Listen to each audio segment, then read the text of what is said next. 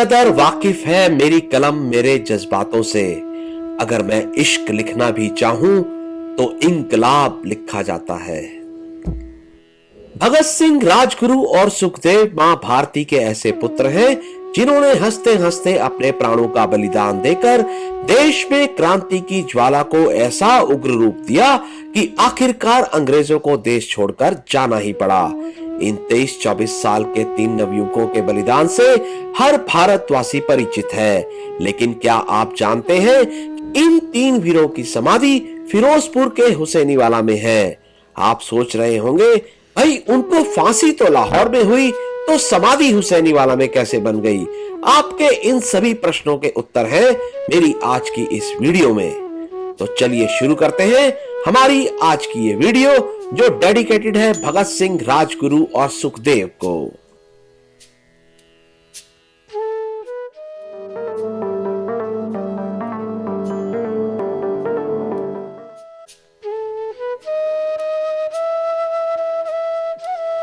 दिल्ली से हमने पकड़ी हिस्टोरिकल पंजाब मेल। भाई ऐसा क्या हिस्टोरिकल है इस रेलगाड़ी में?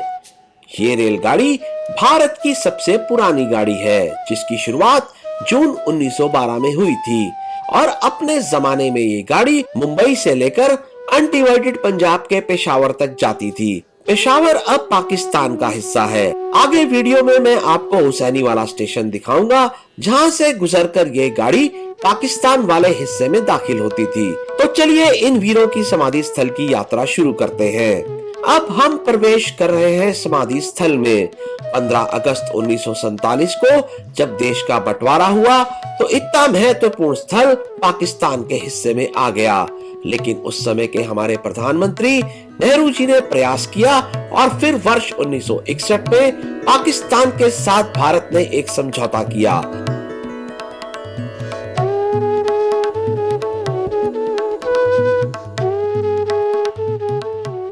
और इस समझौते के तहत पंजाब के एक अन्य सीमावर्ती जिले फाजिल्का के सुलेमान की इलाके के 12 गांव पाकिस्तान को दे दिए गए और बदले में ये नायाब और अनमोल भूमि हमें प्राप्त हो गई।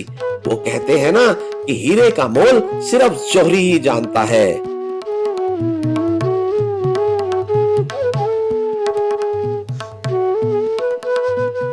देश भर से रोजाना यहाँ हजारों देशभक्त इन अमर शहीदों को नमन करने पहुँचते हैं। 1971 के युद्ध में पाकिस्तान ने यहाँ जोरदार हमला बोला था।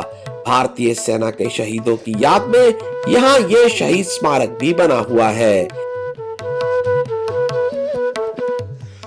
इस स्थान की पवित्रता का महत्व आप इसी बात से लगा सकते हैं कि आप इस परिसर में जूते या चप्पल पहनकर प्रवेश नहीं कर सकते। यहाँ के कण कण में देशभक्ति की महक आती है।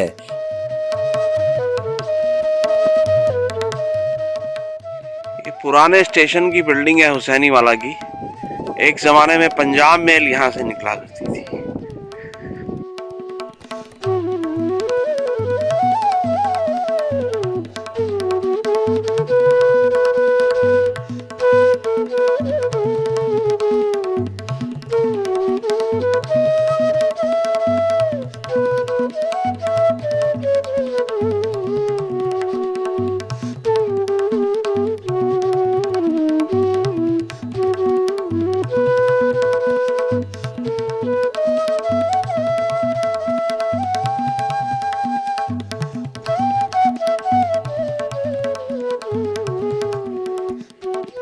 ये ट्रेन का डिब्बा रखा गया है जो कि ये दर्शाता है कि पंजाब मेल यहां से जाती थी।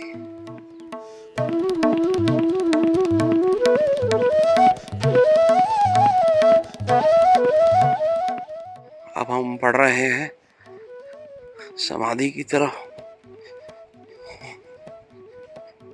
भगत सिंह, राजगुरु और सुखदेव की समाधि।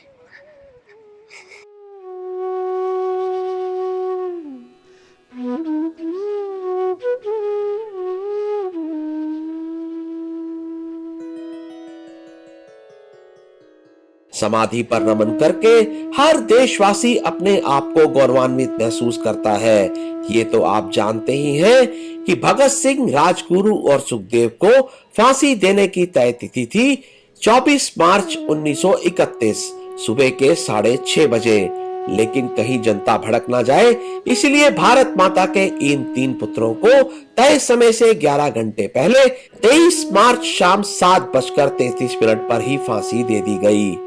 फांसी के बाद कहीं दंगे ना फैल जाएं, इसीलिए गोरी सरकार ने जघन्य अपराध करते हुए इन तीनों के शवों के टुकड़े टुकड़े कर दिए और एक बोरे में भरकर गुपचुप तरीके से हुसैनी वाला ले गए। वहां इनके शवों पर मिट्टी का तेल डालकर शवों को जलाया जाने लगा और आग जलती देखकर जब गांव वाले पास आए तो पुलिस वालों ने उन अध जले शवों को पास बहती सतलुज नदी में फेंक दिया। जब गांव वालों को यह पता चला कि ये शव उनके राष्ट्रीय नायक भगत सिंह, राजगुरु और सुखदेव के हैं, तो उन शवों को ससम्मान सतलुज नदी से बाहर निकाला गया और फिर आदर पूर्वक उन तीनों का यहां अंतिम संस्कार किया गया। फांसी से 3 दिन पहले भगत सिंह, राजगुरु और सुखदेव ने पंजाब के गवर्नर को एक खत लिखा, जिसमें उन्होंने लिखा, चूंकि अंग्रेजी सरकार की नजर में उन्होंने अंग्रेजी हुकूमत के खिलाफ युद्ध छेड़ा है, इसलिए वो युद्धबंदी हुए, अतः उन्हें गोली से उड़ा दिया जाए। लेकिन उनकी इस मांग को अंग्रेजी सरकार ने नहीं माना।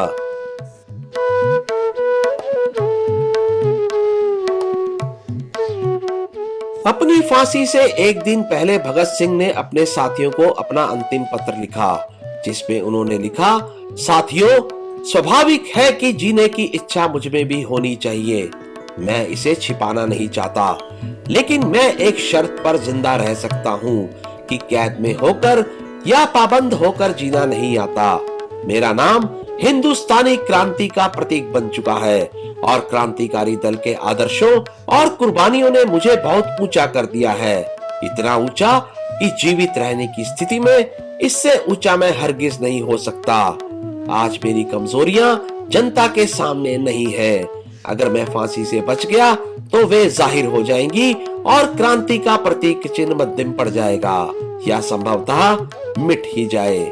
लेकिन दिलेराना ढंग से हंसते हंसते मेरे फांसी चढ़ने की सूरत में हिंदुस्तानी माताएं अपने बच्चों के भगत सिंह बनने की आरजू किया करेंगी और देश की आजादी के लिए कुर्बानी देने वालों की तादाद इतनी बढ़ जाएगी कि क्रांति को रोकना साम्राज्यवाद या तमाम शैतानी शक्तियों के बूते की बात नहीं रहेगी। हाँ, एक विचार आज भी मेरे मन में आता है कि देश और मानवता के लिए जो कुछ करने की हसरतें मेरे दिल में थी, उनका 1000वां हिस्सा भी पूरा नहीं कर सका। अगर स्वतंत्र जिंदा रह सकता तो शायद उन्हें पूरा करने का अवसर मिलता और मैं अपनी हसरतें पूरी कर सकता।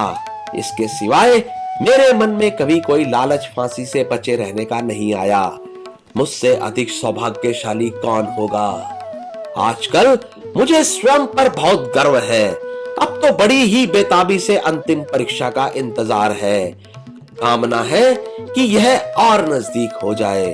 आपका साथी भगत सिंह। इस पत्र से आप अंदाजा लगा सकते हैं कि भगत सिंह के मन में क्या चल रहा था। अपने अंतिम समय में अपनी इच्छाओं को किस तरह से अपने साथियों के साथ साझा किया। पूरा राष्ट्र आज भी भगत सिंह के इस जज्बे का कायल है और यही कारण है कि जब तक सूरज चांद रहेगा तब तक धरती पर भगत सिंह, राजगुरु और सुखदेव का नाम पूरे सम्मान, पूरे आदर के साथ लिया जाता रहेगा।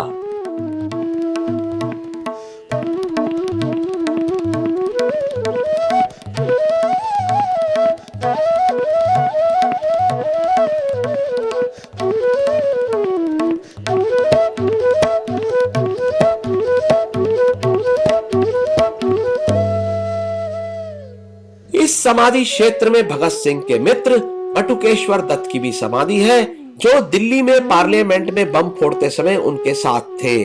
उनकी अंतिम इच्छा अनुसार वर्ष 1964 में जब उनका स्वर्गवास हुआ तो उनका अंतिम संस्कार भी यहीं किया गया।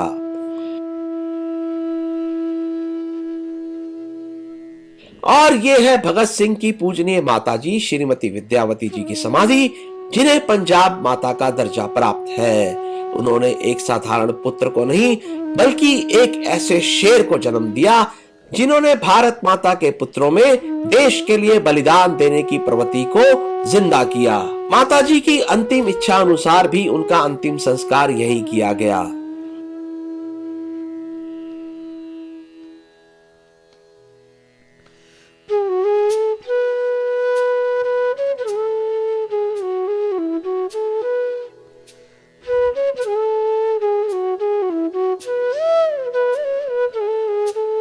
यहाँ से हम आपको ले चल रहे हैं चैनीवाला स्टेशन की ओर। आज भी यहाँ पर वर्ष में एक बार बैसाखी के दिन उत्तर रेलवे सिंबॉलिक तौर पर यहाँ पर ट्रेन लेकर आता है।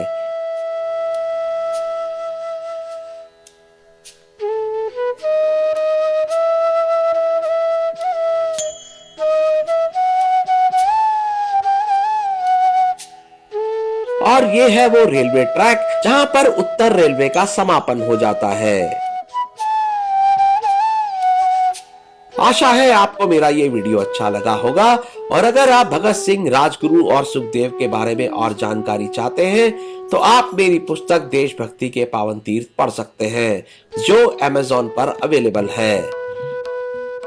आशा है आप यह वीडियो अपने मित्रों, अपने साथियों और अपने परिवार वालों से साझा करेंगे। जय हिंद।